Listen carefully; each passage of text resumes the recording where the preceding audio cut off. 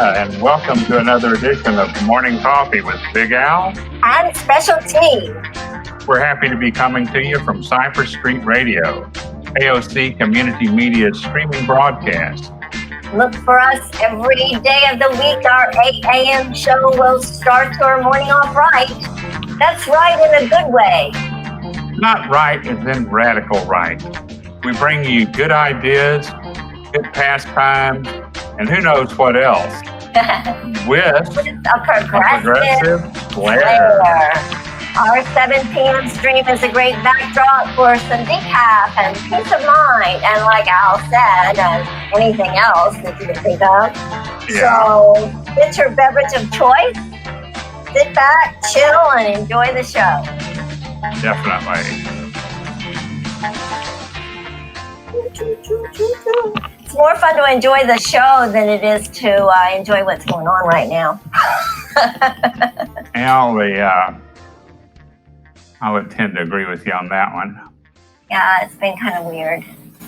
Well, we got lots of arguing going on with whether to wear masks or not, and big mandates from the White House to go back to school, whether it's safe or not. And fortunately, some people have the guts and gumption to say, hey, no, this is too dangerous.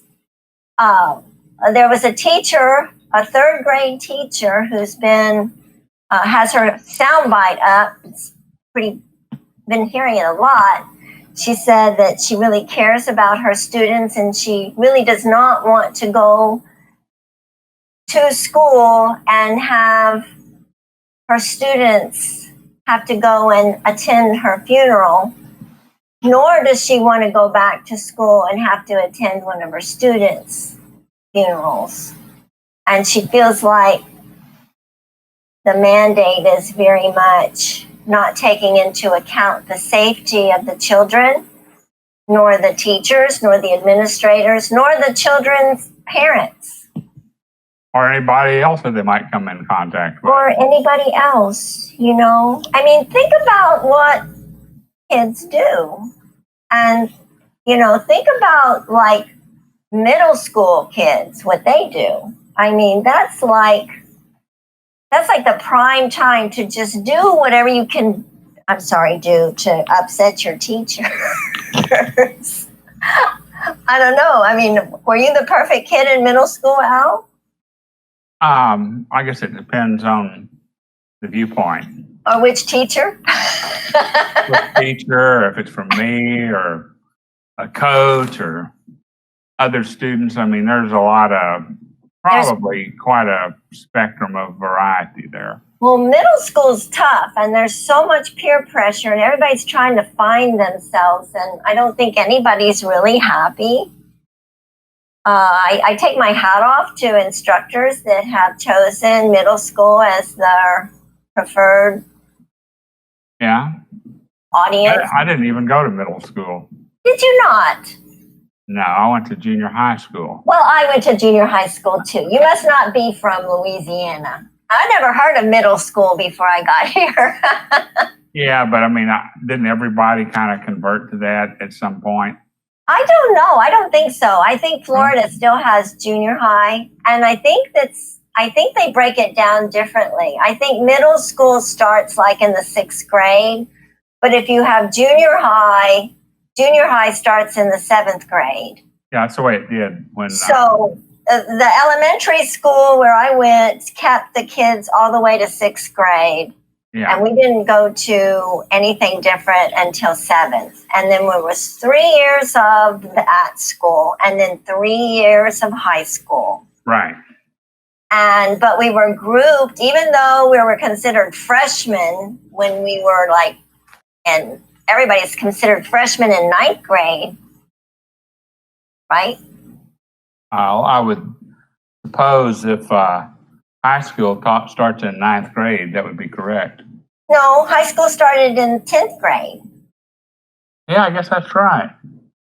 Yeah. So the 9th graders were like the top of the top of the mountain, the ant hill or whatever it was in in junior high.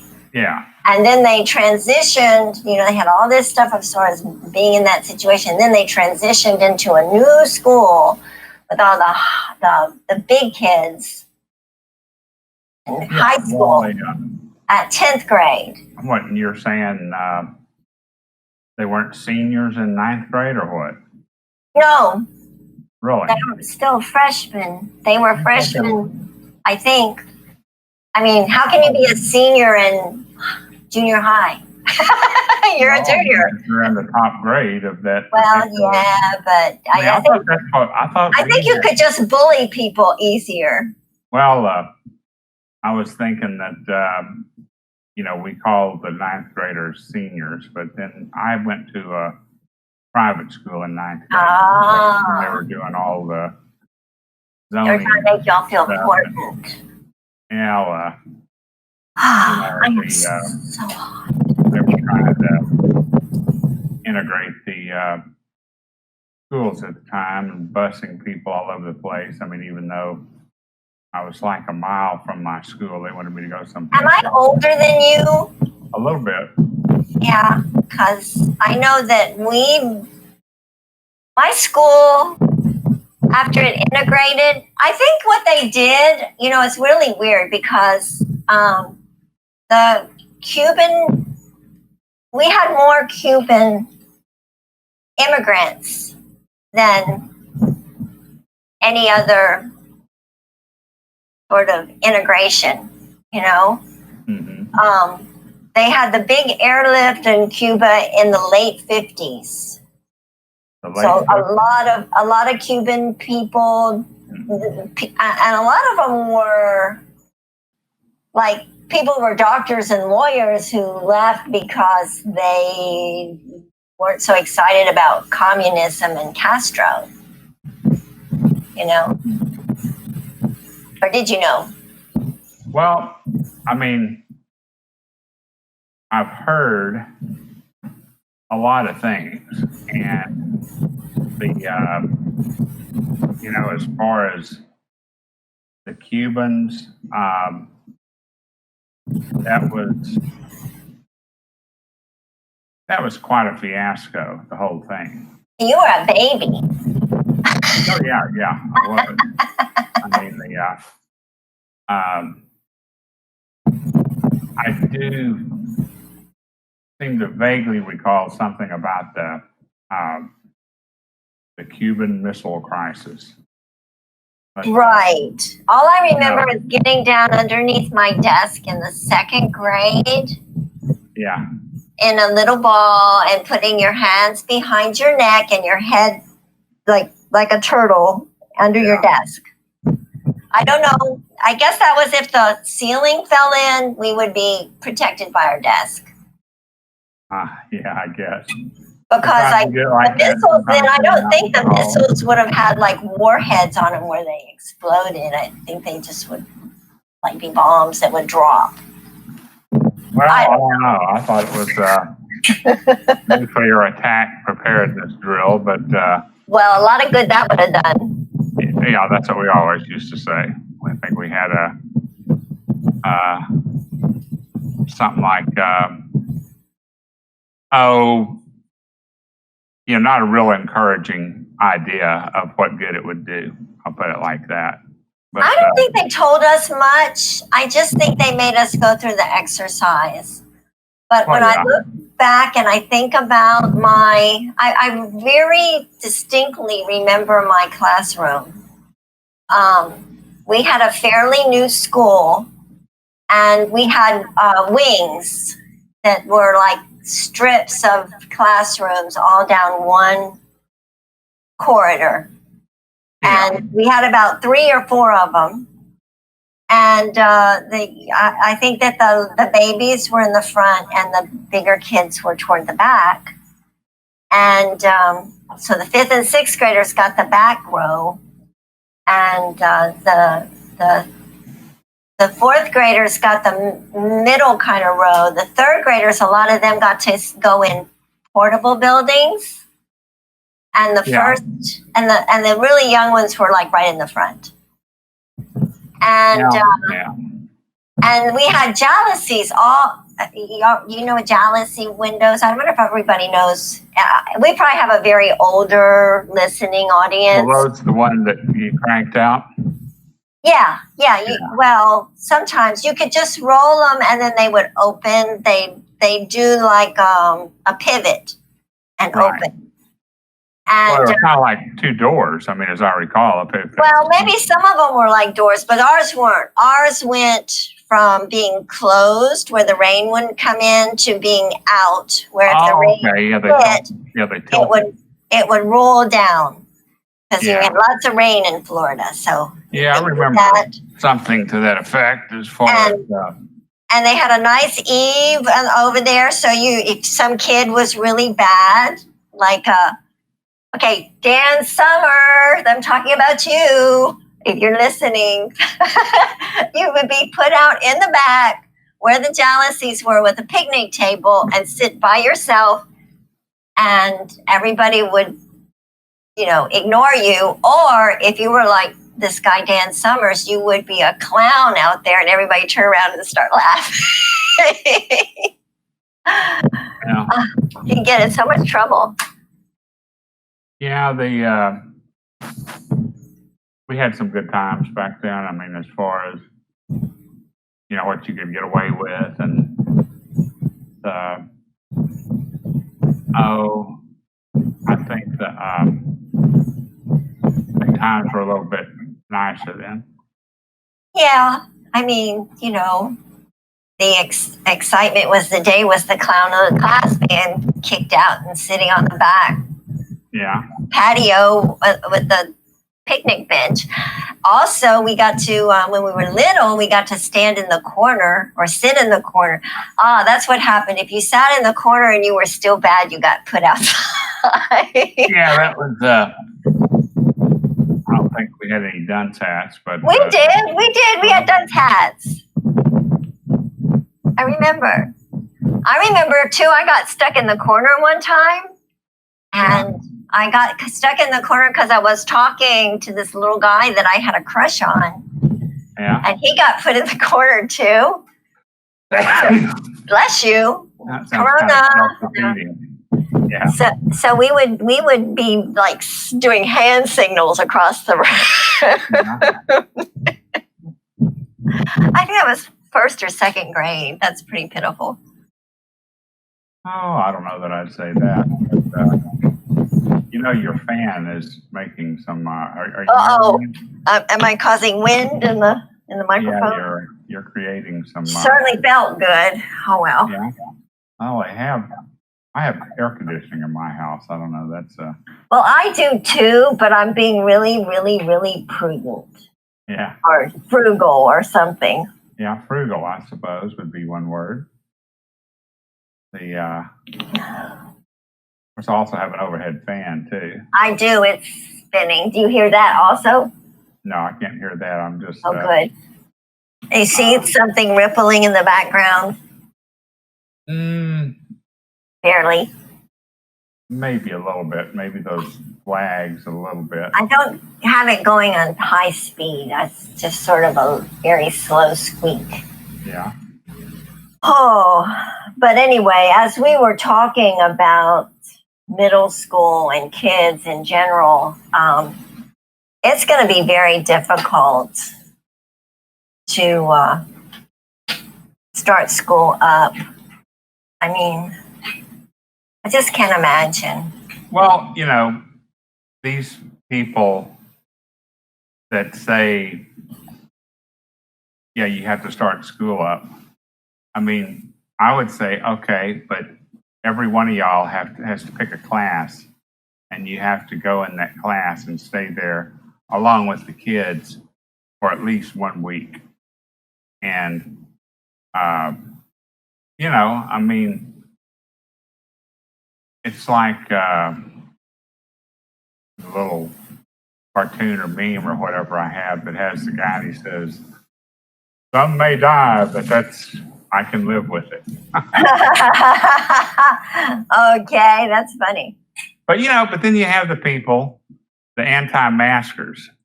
And, you know, it's like,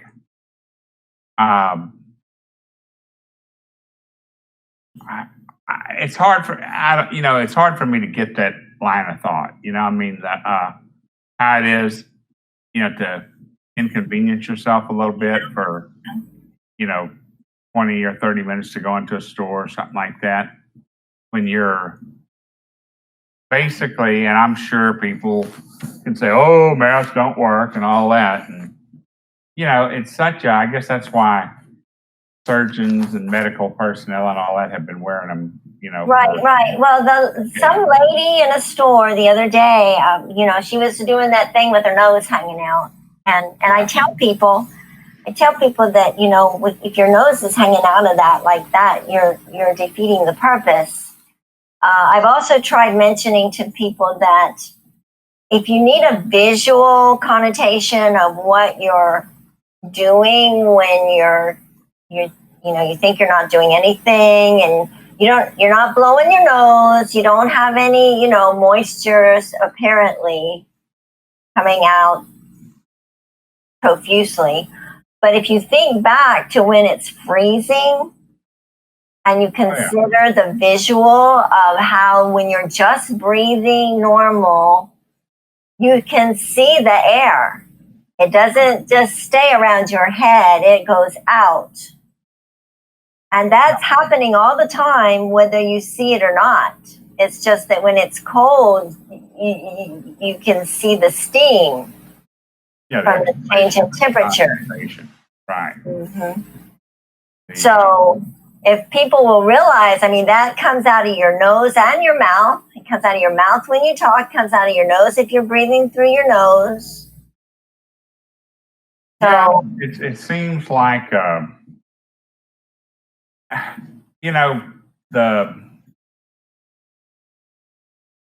they talk about today. There was this radio show. The guy that has the radio show in the morning. He had Melissa Flournoy, who I've seen many, many, many times doing things. She was a state representative, a lawmaker, an attorney. Anyway, she was on, and then some Yahoo guy named Scott, who I guess is in the legislature now, who's like Trump cheerleader. He wouldn't shut up. He'd talk over everybody. I'm sorry, sometimes I do that. I apologize. But he was like, not thinking masks were all that good, and thinking everybody could just, get the herd going, kill a few people on the way. Well, ultimately, I think there is going to have to be, we're going to have to develop a herd immunity, because this is a strange virus, and I have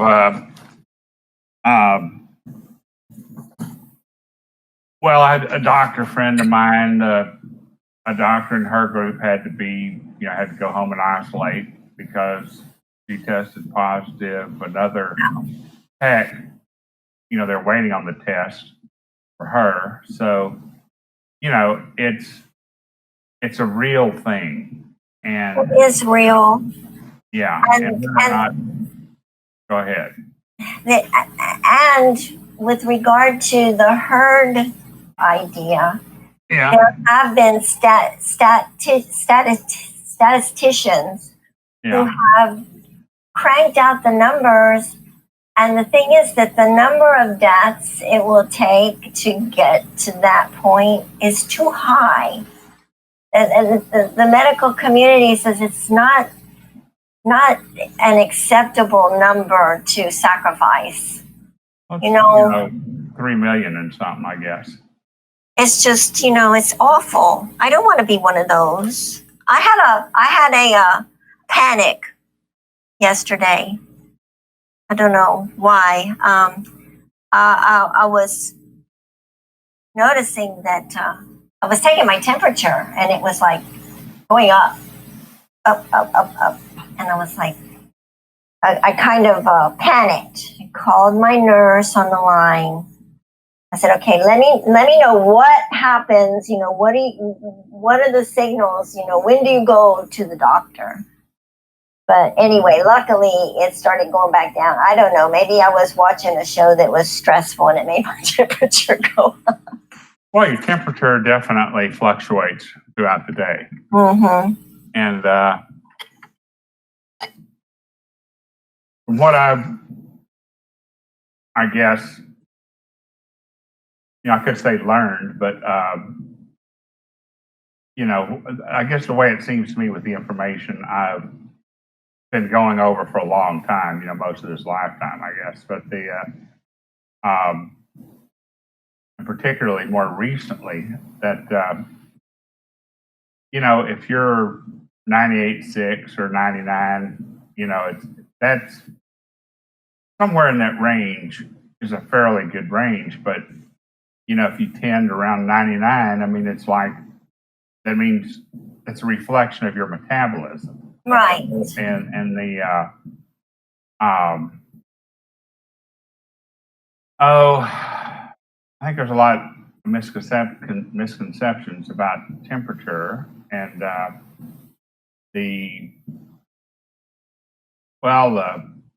this whole thing with the COVID is there's a lot of peculiar characteristics, and as far as what this virus does, and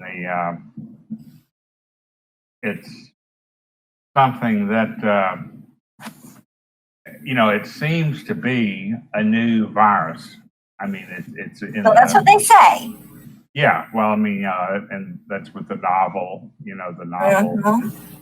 coronavirus and all that. But the, of course, the coronavirus is an established type of virus. I mean, it's like probably most of the cold viral infections are coronavirus, in that family. But this one also has some interesting retrovirus characteristics, which is not typical of a coronavirus.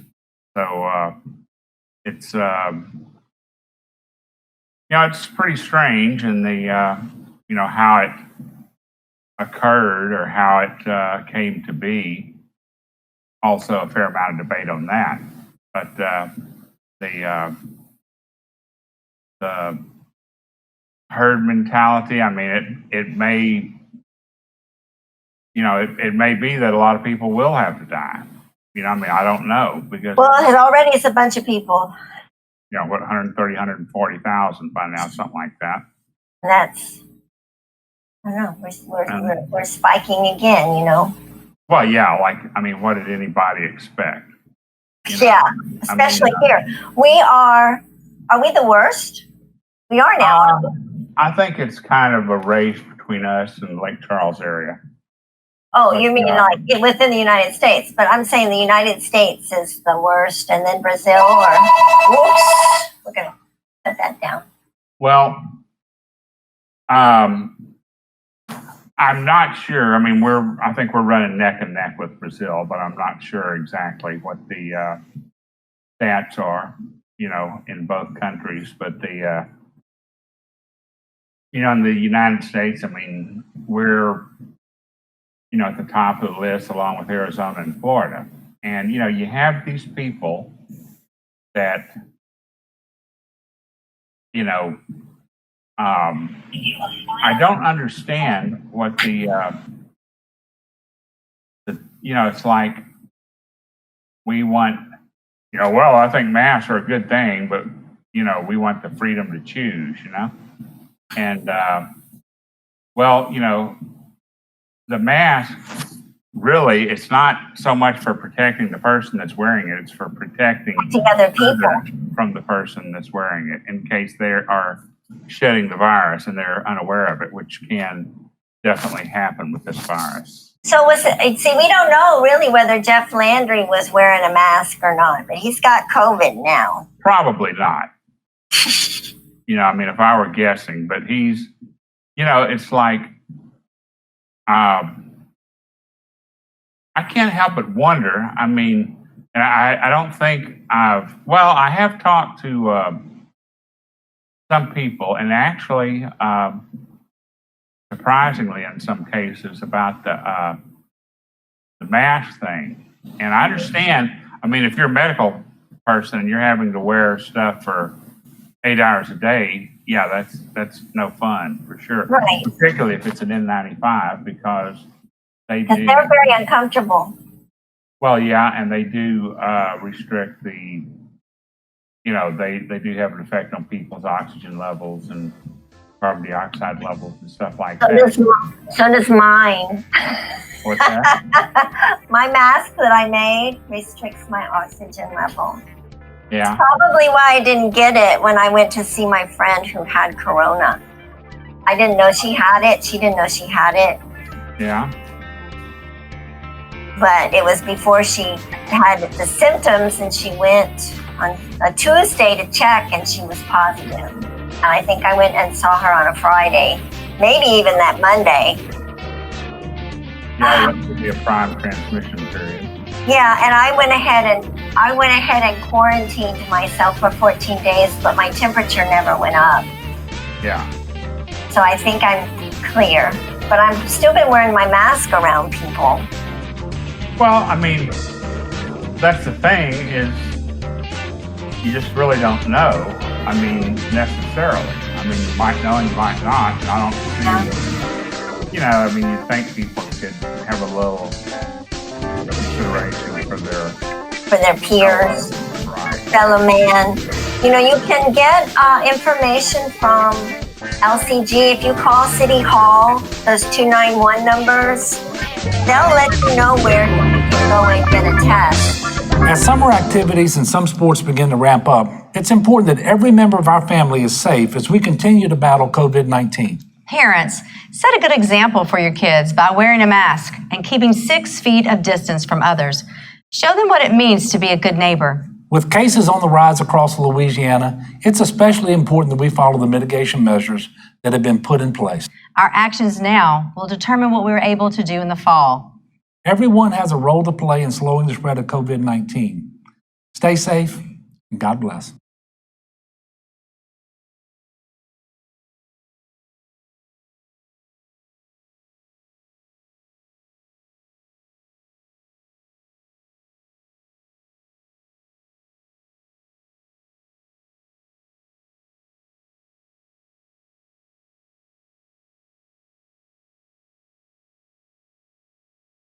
As summer activities and some sports begin to ramp up, it's important that every member of our family is safe as we continue to battle COVID-19. Parents, set a good example for your kids by wearing a mask and keeping 6 feet of distance from others.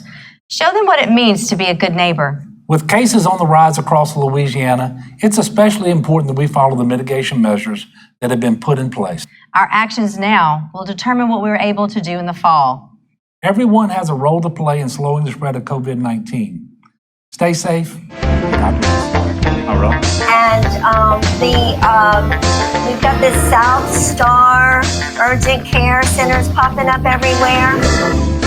They have a quota every day. I don't know if it's changed, but the last time I checked with them, they have 25 of the fast tests that they give each day. And what they do is the first 25 who get there can get that, can get that test. The problem is if they get to the place and they stand in line, that's not very smart. No. When I went, they had a sign that said to call them with your cell phone and wait in your car. But I had called City Hall to find out where to go. And in the process of getting there, because it was pretty far away where they directed me, my phone died. Well, So I was like, could you, I was somebody was in their car, and I was like, please, can you help me? And they opened their window, but I didn't get in their window. I said, my phone has died and I have no way to call them to let them know I'm here. I was sent by the people from LCG. So anyway, it worked out. They said it would be like an hour. They told me a place I could go eat and come back. I brought my food with me. I sat on a bench, at least like probably 10 feet from the door. It was really interesting because more and more people started like standing outside. But what had happened was the phone system, the towers, had gone down that day. And so they were calling and nobody would ever pick up on the phone anyway, because the towers were down locally in Lafayette. Yeah. I've seen So that happen once before, I think, but, Well, it was probably that time, not once. no, this was quite some time ago. I mean, years ago. Oh, okay. I This mean, was- it doesn't seem to happen very often, but,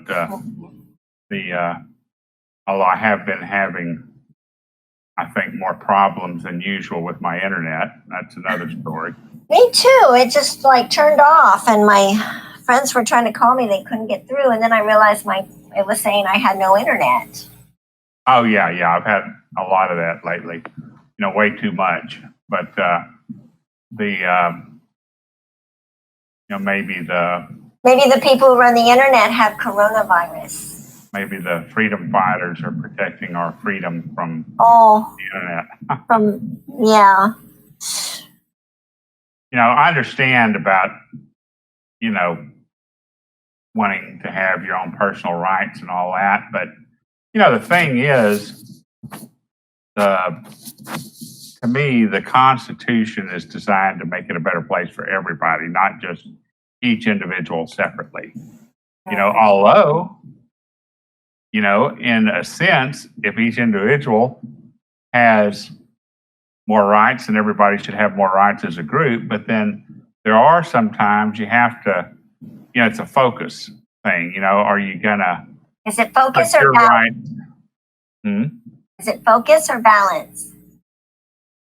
Well, I mean, whether or not you're focusing on your own individual rights or the rights of the group. Do I have a right not to wear a mask and potentially infect other people, possibly causing a fatal infection for somebody? By maybe not me directly infecting them, but maybe I infect their kid and their kid goes to see their grandmother or whatever. And, and it's like, to me, that's a valid consideration. It's a valid thought process as opposed to, I have a right not to wear my mask. And, if we wear these now, we'll be wearing burqas, next year, and it's like,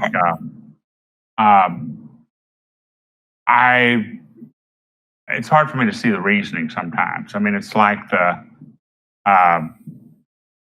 you look back and this is a little thing I like to, this is what it reminds me of. It's like in some of the, London, some of the cities in England back in World War II had blackouts where you had to have the lights off in your house and back so they didn't get bombed. Yes. And, it's like, well, I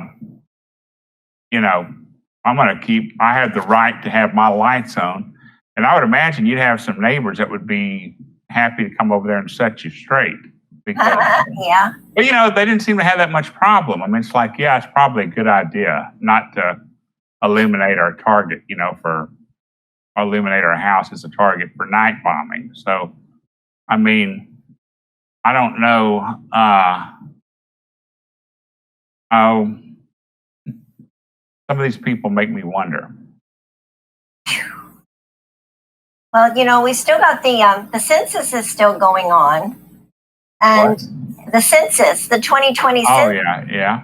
And that's the thing too. People are encouraged to.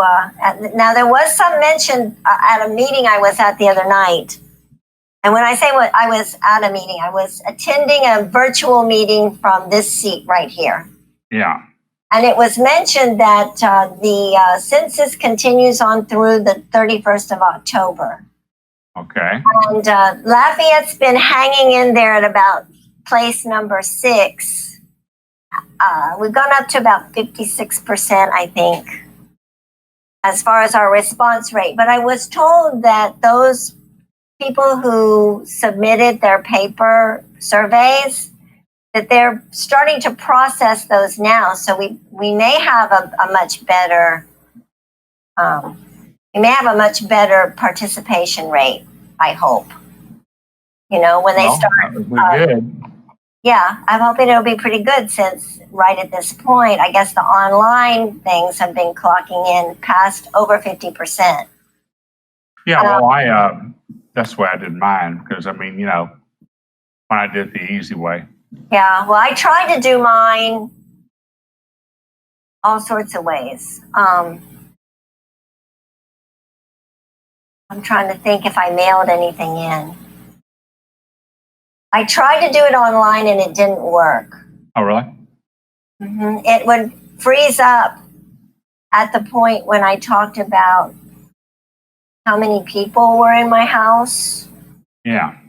It would just freeze up, and I tried and I couldn't get through. So I actually had the survey for this place where I am, and I called in. And so no, I didn't do any of the mail-in ballots. I called in, and they helped me through it. So I did it on the phone, and they couldn't explain why it was freezing up, but it was. And I had tried to do it from the other house too, and it was freezing. So what I did, I advised them. I said, I have this form from another house that I own, and this is the number. And we decided that if they could look up that number and see if they had anything for that house, and they did not, which meant that they would have sent somebody out there. Yeah. So I said, I want to prevent y'all from working needlessly. Yeah. And I would like to report that this particular house is vacant as of April 1st.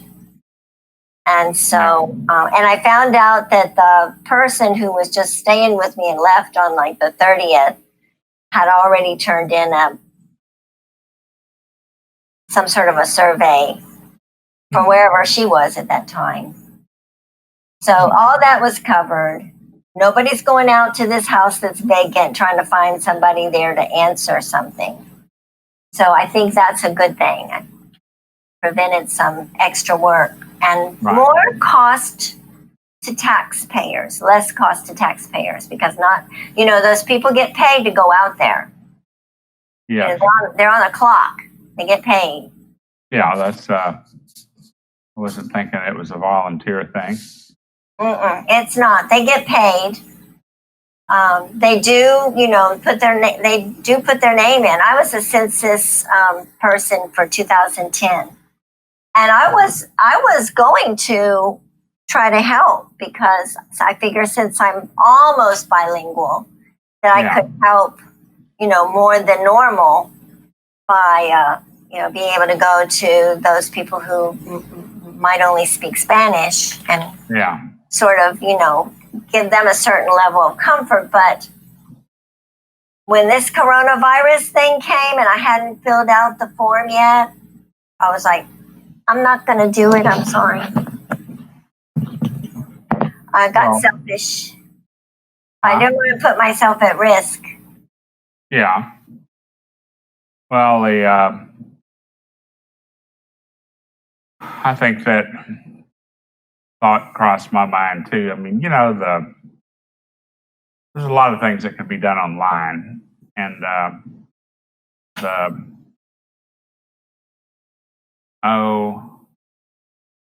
the census is important because it does. Absolutely. Anybody who's out here listening to us and you have not filled out a census, I have a telephone number for you. I know it by heart now, I think. Let me think real quick. Okay. It is 844-330-2020. Hold on a minute. I think I have, oh, looky here. See that? This is a half-page flyer, and it says you can go to my2020census.gov and fill out something online, or you can call 844-330-2020. I was right. I remembered. Yeah, that's very good. You know, I mean,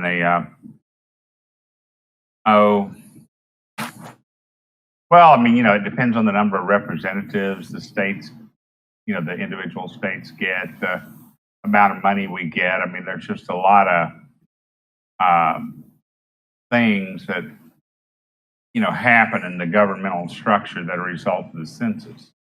Yeah, maybe we can get this posted a little bit for our break, so people see these numbers and stuff. Possibly so. I mean, I'll scan it and send it to our handy dandy, very talented tech person. Yeah. I got the thumbs up. Did you see that? Yeah. Sounds like he can do it. All right.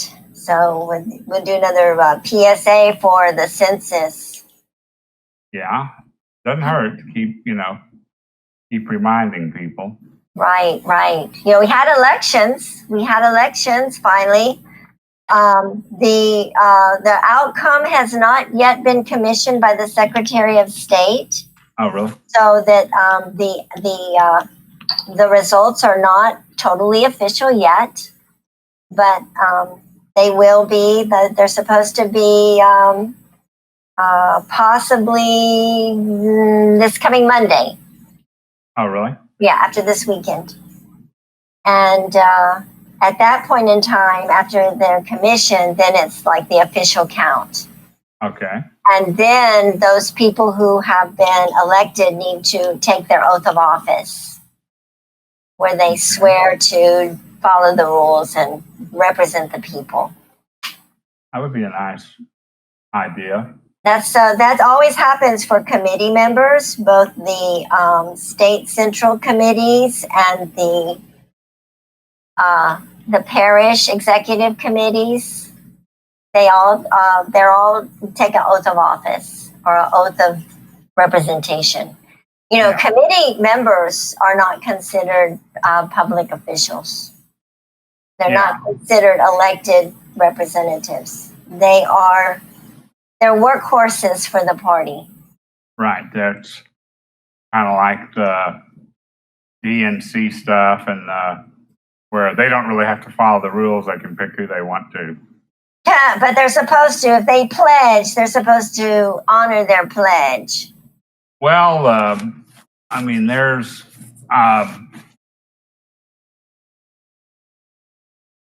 that appears to still be a debatable point as to whether or not this is a private organization. I mean, personally, I'm not here. Pledge is a pledge, Al. You promise to do something. Whenever you make a promise, consider it of importance, and when made, you should engrave it upon your heart. well, yeah, that sounds good, but when you have people that are bought off, they want to protect the person in there, and another person, you know, not in there by whatever means, hook or crook. Yeah. Then it's sad to think that our representatives in Washington are representatives from Louisiana and representatives from Kentucky are like, oh, this is a good way to make money because people will pay me to do what they want me to do, and to heck with representing the rest of the people. That's called corruption. Yeah, well, unfortunately, that seems to be the game, and I personally, you know, I don't think we have enough parties. I don't think there's, well,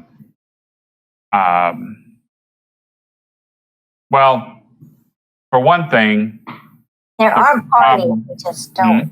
There are parties, they just don't have the clout yet. I don't know why.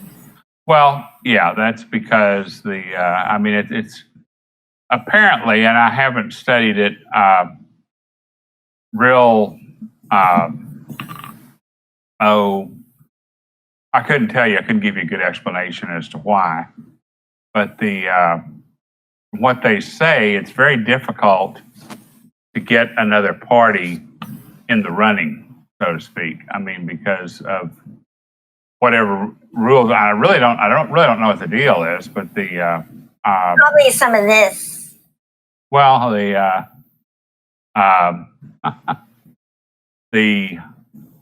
I really feel like, I mean, you have a higher percentage of people that consider themselves independent now than with either party. That's true. But they're not organized. Well, and that's what needs to happen, because otherwise we're not going to be represented. I don't think. I don't feel like I'm being represented, or anybody is, to a very great extent. Because the people, too much money. There's too much money and influence. The one thing is that the platform, when you look at the platform and the history, that there's a certain party that seems to be more in line with the people as opposed to money interests. Well, I would go along with that. People that have a lot of money, even though there's some people who think that they want to be people have a lot of money. And those are the wannabes that are following, saying, oh, this is wonderful. Well,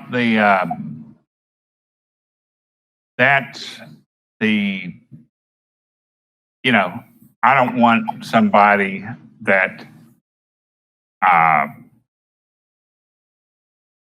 looking for somebody that's gonna, I guess the system. If we had a system to where the ideas and the processes and the system itself was created from the best ideas. In other words, how can we make this work? How can we, Green New Deal? We could do that starting today or tomorrow. And I know how to do it. But and I'm not the only one. It's not. It's what's going on right now. But people are conditioned to believe that the federal budget is like a household budget. And it's not. But we can make money out of air on the federal budget. Well, they do. I know. It's really. You can study your economics and finance. That's what they do. It's monetary controls, but there's no backing. But the thing is, you have certain controls to make. What you want in an economy, for one thing, this is one of the attributes of a good economy, is a good flow of money. I have a video somewhere about, it's like a cartoon. Maybe I can find it and we can all see about how the economy works. Well, but I'll have to hook up my VHS and film it. Well, there's a lady, Stephanie Kelton, who's one of the several economists that talk about this, how the economy, how the federal monetary system actually works. Well, you know what? I think that what we should do is try to find that and share it with everyone. Washington has, for many years, talked about reducing deficits. What this tax bill does is say, actually, it's okay to add as much as $1.5 trillion to our deficits over the next 10 years, provided that we're doing something that's fundamentally good for the economy.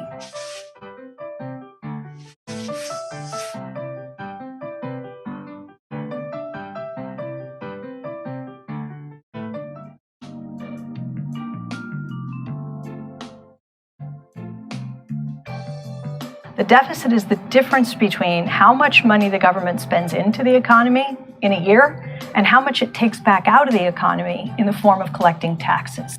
Let's say the government spends 100 into the economy, but it only collects 90 back out in the form of taxes.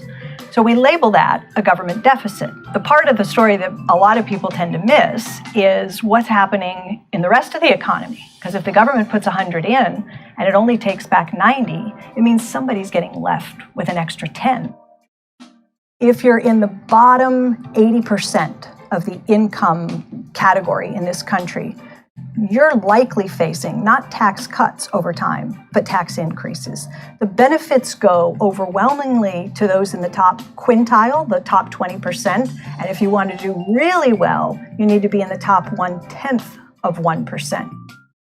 Economists have this term called the marginal propensity to consume. And what it does is tell us how much of any additional dollar of income that you receive, how much of it will you turn around and spend into the economy? What is someone like Oprah Winfrey or Bill Gates going to do if their incomes increase significantly as a result of this tax cut? Let's say they get the average $250,000 of additional disposable income to work with. They're going to go out and buy a new car? They're going to take the family on a vacation? The answer is no. They're already consuming everything they could possibly want to consume. Allowing them to have more disposable income isn't going to add new spending to the economy, creating more jobs for the rest of us. What it's going to do is it's going to say to them, here's some extra income, go buy some additional shares of stock. Go buy some real estate. Go make other investments with this money. And that's what they're going to do. And the likely result is that it's going to push up the prices of those asset classes. Stock market will do better. Real estate markets may go up. But I don't expect much of an increase in growth or employment. If you look at the history, going back as far as you can, you'll discover that the U.S. is almost always in deficit. I think, though, that it opens the door to a new kind of conversation about deficit spending, one that would allow politicians on both sides to debate the best use of the budget deficit to achieve the broad goals of shared prosperity, more growth, better jobs, higher wages, and a more prosperous economy.